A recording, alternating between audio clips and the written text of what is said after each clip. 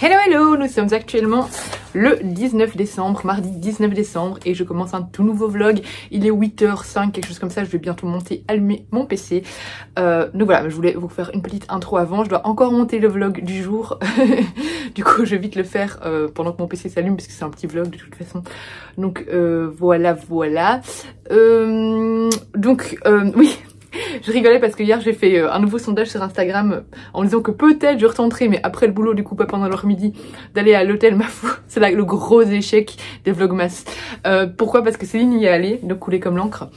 Mais en fait je lui ai demandé après combien de temps elle avait attendu dans la file. Elle m'a dit 4 heures. Je suis là, non. Je n'attendrai pas 4 heures pour rentrer dans un pop-up store.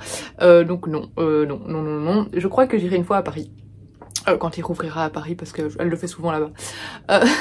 Donc bref, je vais arrêter les tentatives là, mais j'irai peut-être au pop-up store mercredi à la place à Bruxelles Schumann enfin c'est un pop-up store où Gilbertine, donc Candice, il sera, donc juste pour lui faire coucou et pour faire un petit pop-up store aussi, mais voilà. Et dès que j'ai le salaire, je ferai une commande sur le site de l'hôtel Mafou parce que j'ai besoin de consoler ma frustration. Vous imaginez pas le bordel. En fait, hier j'ai ouvert les colis et puis il y a encore tout le truc du pop-up store où je suis allée dimanche. Tout est étalé partout, ça ne ressemble à rien. J'ai plein de photos en retard, j'ai plus de contenu pour Instagram. C'est le bordel. À part que je fasse une séance photo sur ma pause midi. Bref, allez, on va ouvrir la case numéro 10 du calendrier de l'avant de Émilie. C'est lourd. Qu'est-ce que c'est? On dirait un truc dans une boisson. Qu'est-ce que c'est? Ah, trop bien. C'est de quoi faire une boisson.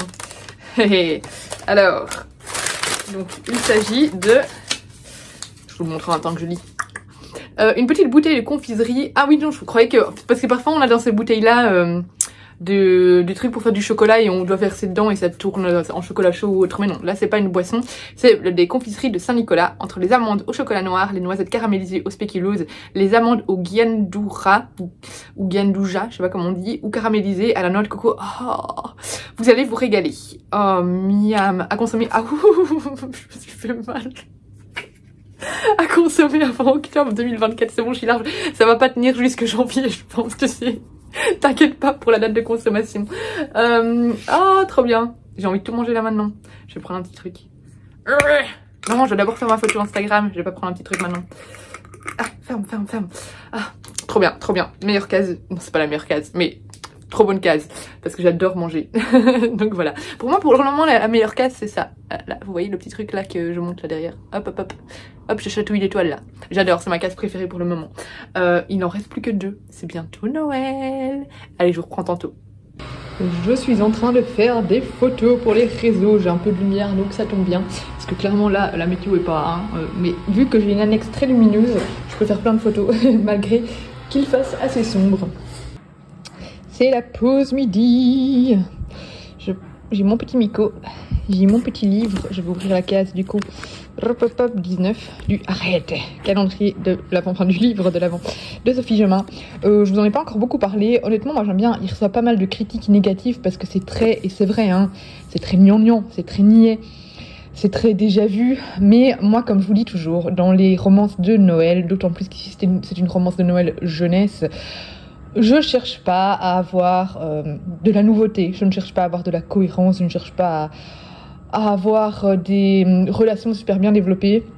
Je m'en fous des clichés parce que voilà, dans les livres de Noël, personnellement, je pardonne pas mal de choses. Pour moi, c'est un peu comme les petites comédies de Noël qui passent à la télé, hein, c'est très con, mais mais j'adore. Par contre, si ça se passe pas à Noël, ça passe pas hein, pour moi. Mais à Noël, je pardonne tout. À Noël, je veux de la niaiserie. Donc voilà, oui, on peut lever les yeux au ciel à plusieurs moments.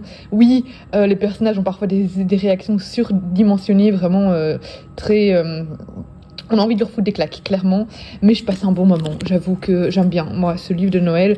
Et il faut quand même rappeler, parce qu'il y en a pas mal qui critiquent le fait que ce soit pas la même chose par rapport aux Sophie Gemin habituelles de Noël, mais les autres romans de Sophie Gemin de Noël sont sortis chez Charleston et donc sont de la romance adulte, donc plus développée au niveau de la plume et plus mature qu'ici. Ici c'est vraiment une romance adolescente, donc je pardonne encore plus dans les livres jeunesse, voilà, les petits raccourcis, les petits clichés.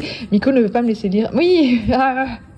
Donc voilà, bref, je vais prendre ma lecture, je vais lire mon chapitre, puis après j'aurai le temps de continuer Head Dreams, où j'accroche mais sans plus, donc ce sera à voir.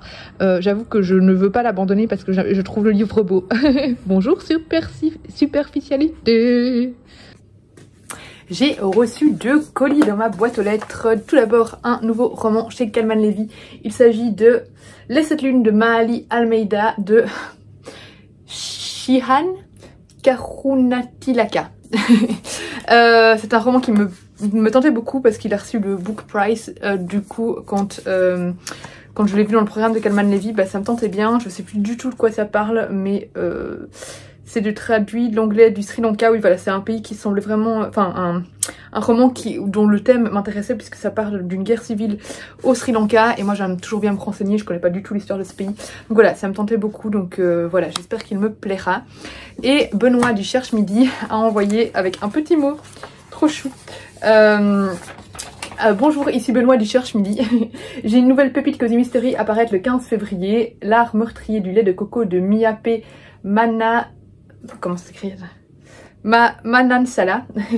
Après Anna Swenson, rencontrer Lila Macapagal et sa cuisine des Philippines avec recettes en bonus. Les premières pages sont à vous, j'espère qu'elles vous plairont. Passez de bonnes fêtes, Benoît.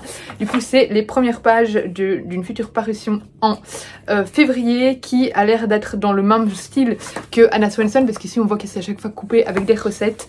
Voilà, j'ai trop hâte de découvrir donc les enquêtes d'Anna Swenson de Joanne Fluke. Ici, ça a l'air très chouette. Voilà, j'espère que ça me plaira, mais du coup oui, ça m'intéresse beaucoup, ça m'intrigue beaucoup, donc je vais lire les premières pages et le demander en SP si ça me plaît. J'ai oublié de vous donner mon avis, bien que je vous ai déjà donné un petit peu mon avis dimanche dessus, hein, donc c'est sur le restaurant des recettes oubliées, 2e service, donc c'est la suite du tome 1, même si ils peuvent se lire de manière tout à fait indépendante. Ici, donc, on suit un père et sa fille au Japon qui tiennent un restaurant, mais qui n'est pas seulement un restaurant, c'est aussi un bureau d'enquête. On a en fait ici des gens qui se rendent dans le restaurant pour retrouver des recettes oubliées. Ce sont des recettes qui sont liées d'une certaine manière à leur passé et à chaque fois en fait ils viennent manger au restaurant, puis ils discutent de cette recette oubliée. Et puis 2 semaines plus tard, c'est toujours vraiment le même scénario, 2 semaines plus tard, le papa retrouve la recette, explique comment il l'a retrouvée et ça éveille beaucoup de nostalgie, il y a des explications par rapport à tout ça et voilà. Donc voilà, ce sont à chaque fois vraiment des petites histoires différentes. C'est vraiment un roman... donc c'est coupé en plusieurs parties, en fait c'est de plusieurs petites nouvelles, hein. S'il y en a une que vous aimez pas trop, vous pouvez la passer, par exemple, il n'y a aucun impact. Mais c'est vraiment... on voyage au fil des saisons. Dans ce petit restaurant japonais. C'est vraiment une évasion culinaire enfin, au Japon en fait, même si les recettes ne se limitent pas spécialement à des recettes japonaises, c'est vraiment un délice, c'est plein de douceur, c'est d'une simplicité en fait, c'est une simplicité rafraîchissante, c'est vraiment un livre rafraîchissant qui fait du bien, qui fait du bien au moral, c'est vraiment une très chouette lecture et je trouve en fait, l'esprit japonais se dégage beaucoup de ce texte. Vraiment, c'est le type de plume, quand on a l'habitude de lire des romans d'auteurs japonais, c'est un style particulier et je trouve qu'on reconnaît de la plume japonaise, entre guillemets. Voilà, c'est très poétique, c'est... Enfin, je trouve qu'il y a une vibration spéciale dans cette plume, voilà, j'adore les romans japonais de manière générale, et ici, ça n'a pas fait défaut, j'ai beaucoup aimé cette suite, donc voilà, pour mon petit avis sur ce livre-là, et je vous reprendrai tantôt.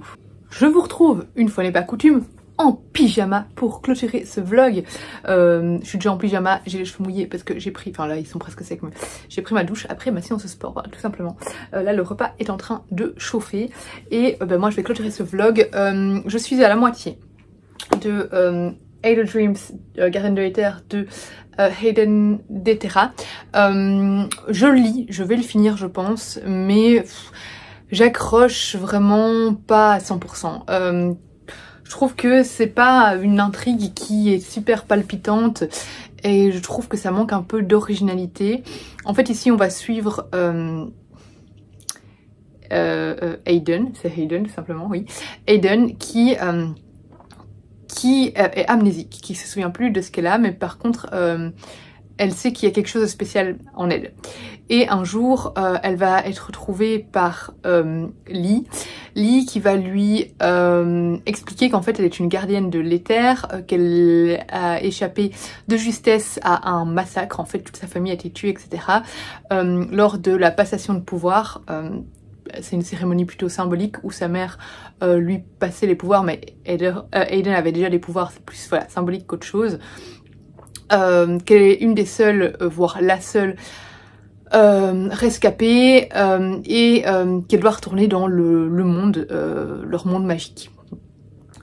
C'est un monde assez particulier, alors j'aurais un peu du mal à vous expliquer, mais qui est gouverné en fait donc par ces gardiens qui gèrent les éléments, et ces gardiens ont le contrôle, en fait, sont un peu, enfin oui, ils ont le contrôle sur ce monde.